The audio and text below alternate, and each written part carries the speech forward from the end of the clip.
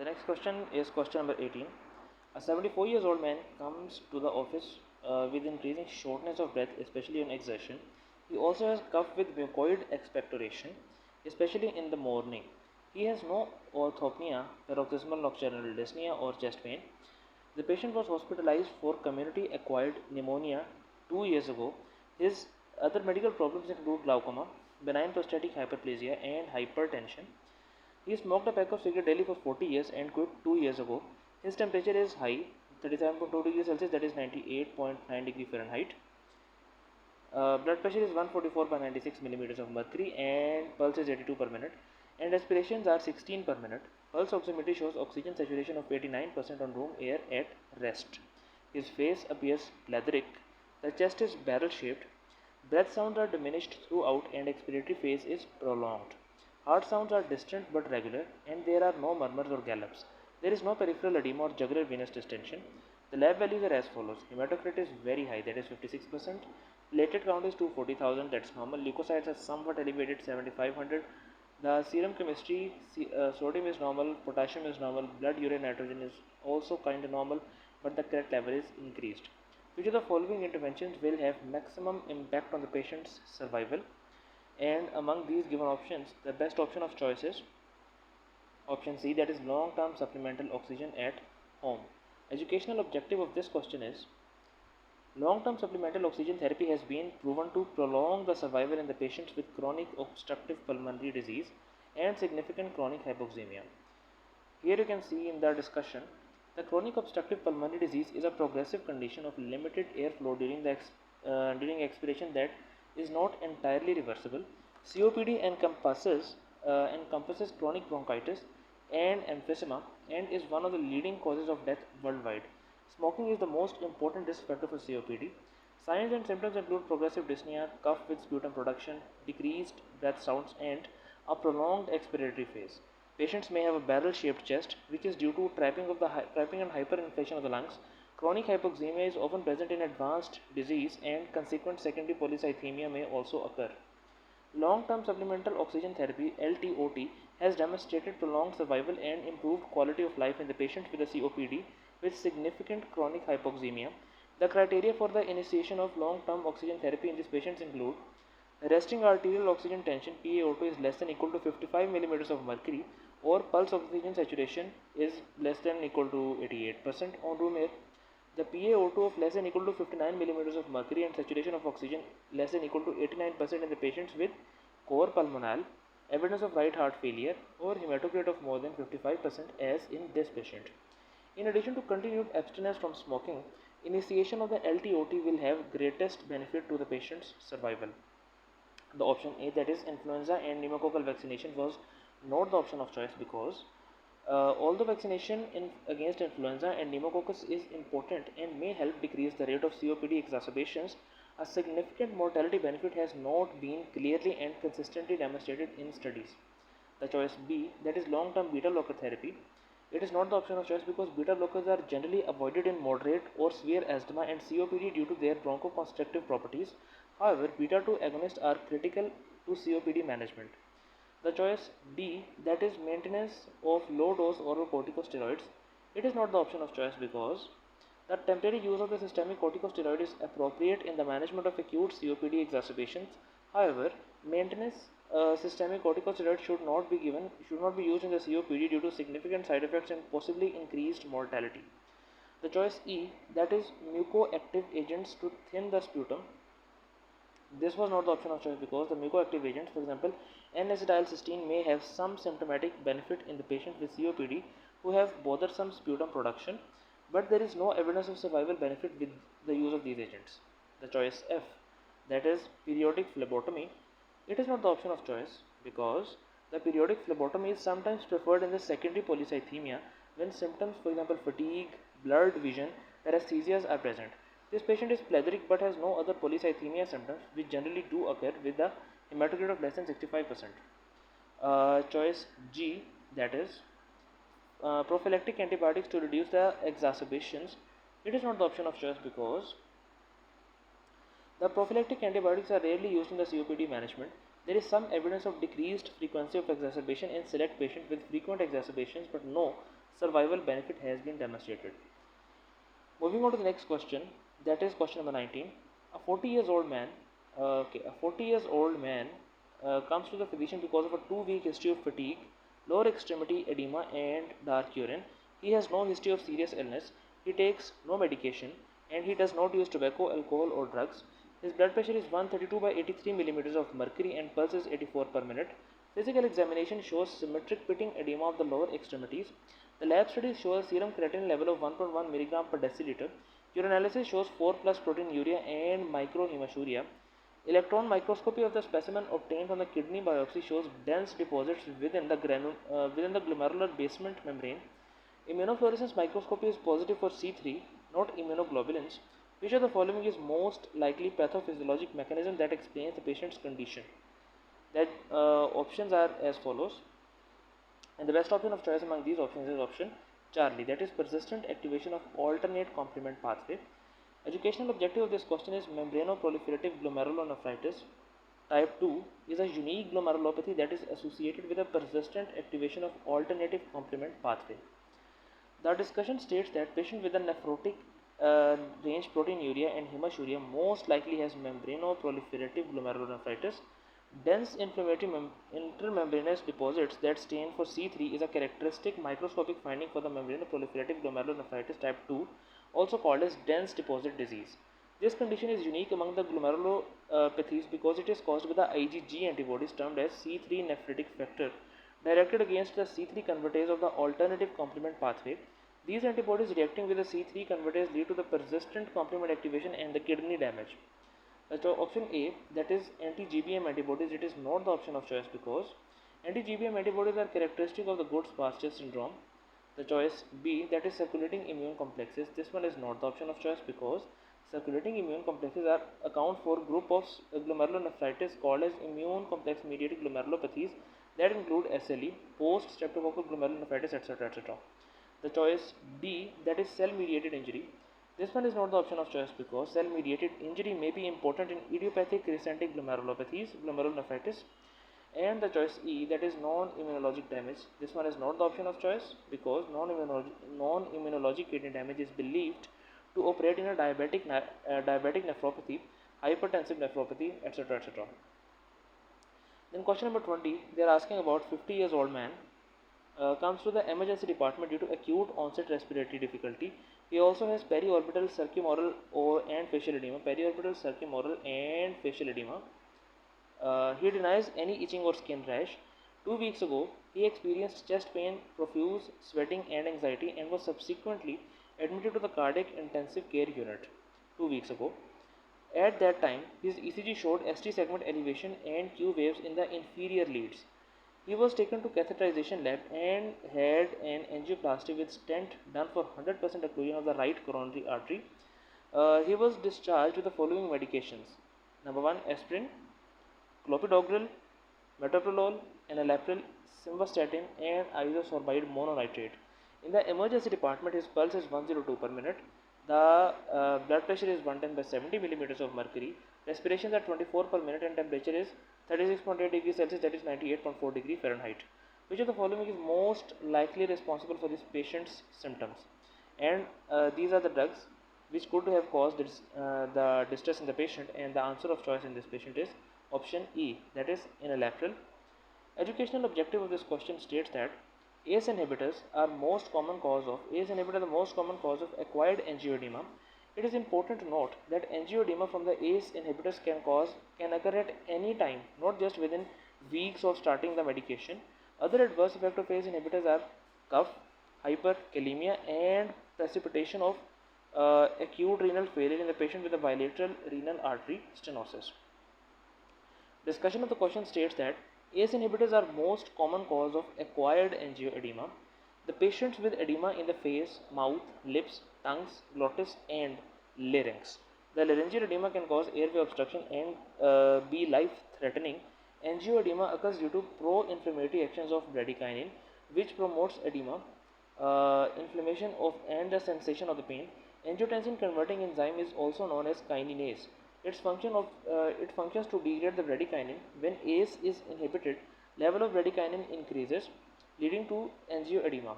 The ACE inhibitors are usually started on first post-infarction day in non-hypotensive patients, and patients typically present with angioedema within days to weeks after starting the therapy, as in this patient.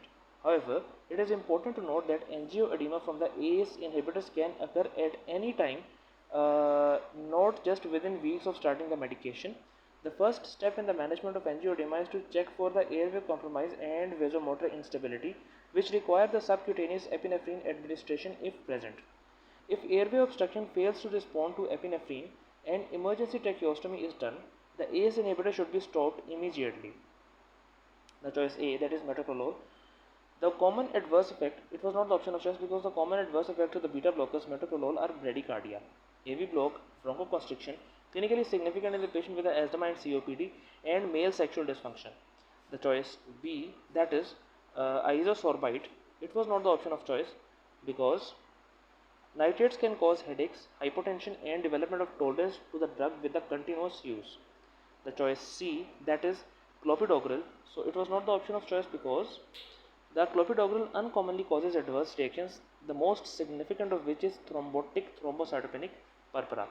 The choice D, that is aspirin, so it was not the option of choice because aspirins and NSAIDs can cause allergic angioedema. It typically happens immediately after exposure and it is accompanied by itching and skin rash, that is urticaria.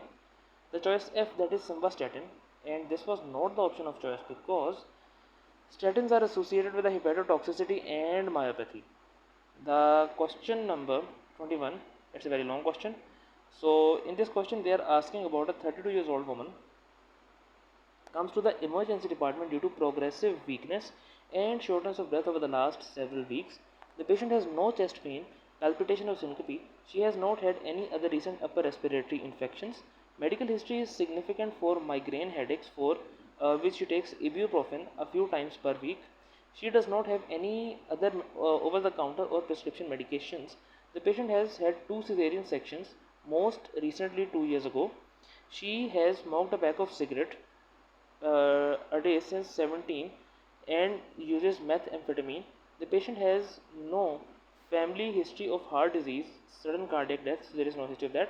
Temperature is 36.1 degrees Celsius, high, blood pressure is low, the temperature is high, the blood pressure is low, that is 88 by 60 millimeters of mercury, pulse is also high, 105 per minute and regular, and respirations are 22 per minute, which are also high.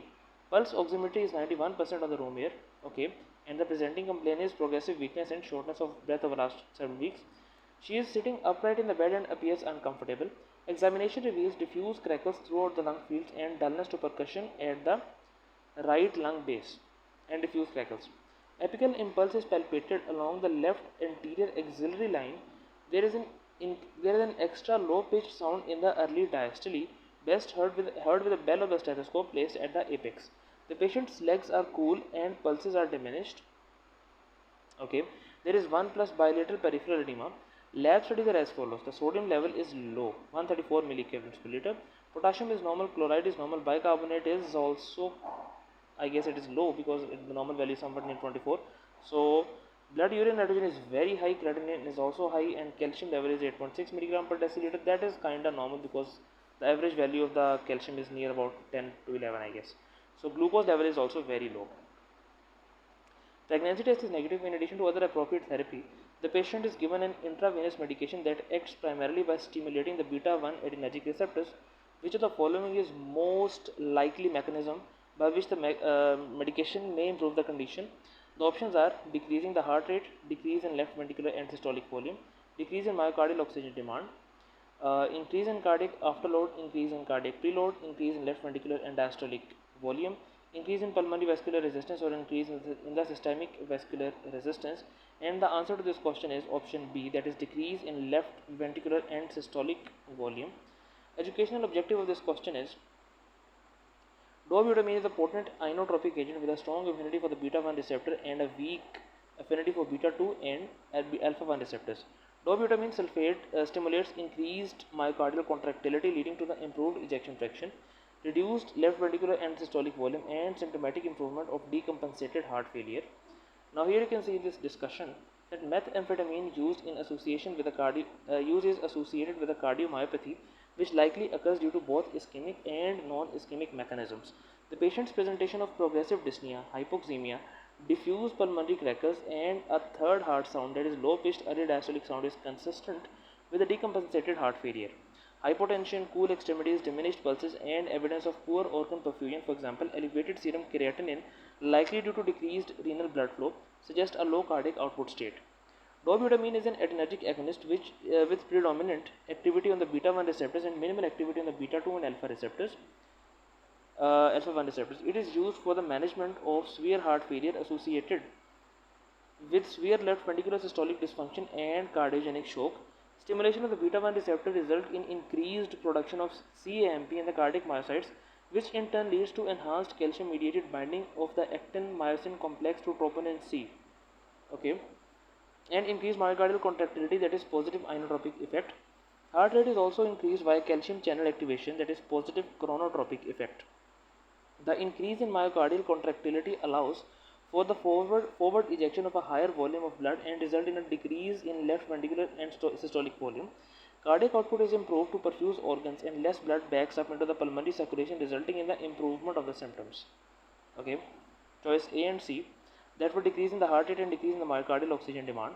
These were not the option of choice because beta blockers can cause decrease in the heart rate, negative chronotropic effect, and so this is the effect of beta blockers, and myocardial contractility, that is negative inotropic effect.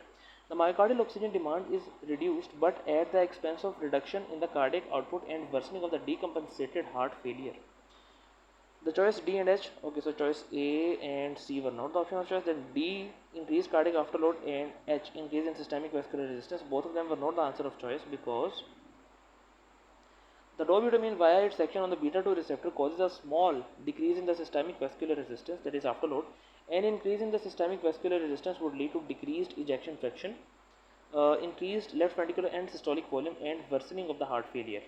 The choice E and F, that is increase in the cardiac preload and increase in the left ventricular and diastolic volume.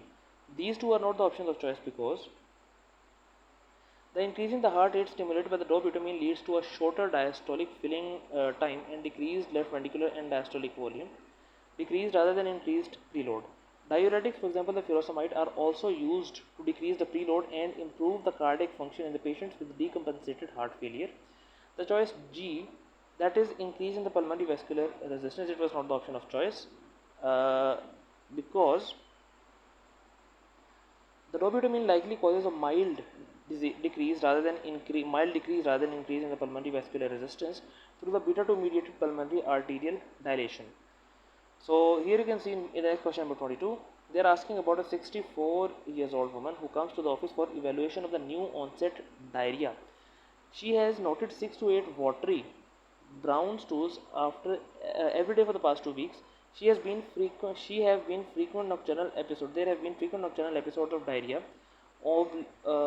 obliging the patients to wear a diaper while sleeping. Okay, he reports no bulky foul smelling stools. So there are no bulky foul smelling stools of melena, hematochezia, or abdominal pain. The patient was recently diagnosed with metastatic pancreatic adenocarcinoma, and began chemotherapy 4 weeks ago. He also had no sick contacts or recent travel. Okay, the patient is afebrile and vital signs are stable. The abdomen is soft and non-tender. The rectal examination reveals brown, non-bloody stool. The lab studies are as follows. Hemoglobin is 13.9 grams per deciliter. The platelet count is normal. The leukocyte counts are also normal. Stool tests are negative for the fecal occult blood and Clostridioides difficile. Which of the following pharmacologic agents would be most beneficial for this patient? And among the given options, the right option is option B, that is loperamide. Educational objective of this question is chemotherapy related diarrhea often presents with a voluminous watery brown stool that persists despite period of fasting, for example nocturnal diarrhea. Evaluation include complete blood count, serum chemistry, and stool studies, for example Clostridioides difficile and fecal occult blood, to rule out other etiologies. First line therapy is oral hydration and antidiarrheal medication, for example loperamide. So the discussion is stating that the patient has watery diarrhea that developed after beginning chemotherapy in association with a normal complete blood count and negative test for Clostridioides difficile and fecal occult blood. This presentation is consistent with the chemotherapy related diarrhea or CRD. Many chemotherapeutic agents, for example fluorouracil and irinotecan, both of which are used to treat the metastatic pancreatic cancer, exert a direct cytotoxic effect on the intestinal mucosa, resulting in decreased fluid absorption and increased electrolyte secretion. As with this patient, the chemotherapy related diarrhea often results in a secretory diarrhea, which is voluminous, watery, and persistent despite the periods of fasting, for example nocturnal diarrhea. Osmotic diarrhea, which occurs only after eating, may also occur due to damage of the brush border enzyme systems, for example lactase deficiency causing the lactose intolerance. The management of chemotherapy related diarrhea includes oral hydration and antidiarrheal therapy, for example with loperamide or diphenoxylate atropine. Then we have severe diarrhea may warrant hospital admission for intravenous fluid and electrolyte depletion. Because chemotherapy is a risk factor for the infection, particularly with the Clostridioides difficile, all the patients with a persistent diarrhea should undergo the laboratory evaluation, for example the complete blood count and serum chemistry, and stool testing, for example Clostridium difficile stool studies and fecal occult blood, prior to the presumptive diagnosis of chemotherapy related diarrhea. Choice A, that is cholestyramine. This is not the option of choice because the cholestyramine is sometimes used to treat the chronic diarrhea related to the bile acid malabsorption, which can also cause secretory diarrhea. However, it typically occurs after surgical resection of the small bowel or gallbladder. Although bile acid malabsorption can occasionally develop as a side effect of chemotherapy, for example, due to ileal damage, a trial of loperamide is typically the initial step in the CRD management, that is chemotherapy related diarrhea management. If chronic diarrhea persists, further evaluation for the bile acid malabsorption or empiric treatment with a cholestyramine can be considered. The choice C, that is metronidazole. The choice C, that is metronidazole, it is not the option of choice because the metronidazole followed by paromycin is used to treat the intestinal amoebiasis, which causes bloody diarrhea, fever, abdominal pain. It typically occurs after travel to an endemic area, for example Central America. Choice D, that is pancrelipase. This was not the option of choice because pancrelipase is used to treat steatorrhea due to pancreatic exocrine insufficiency, which usually is caused by the chronic pancreatitis.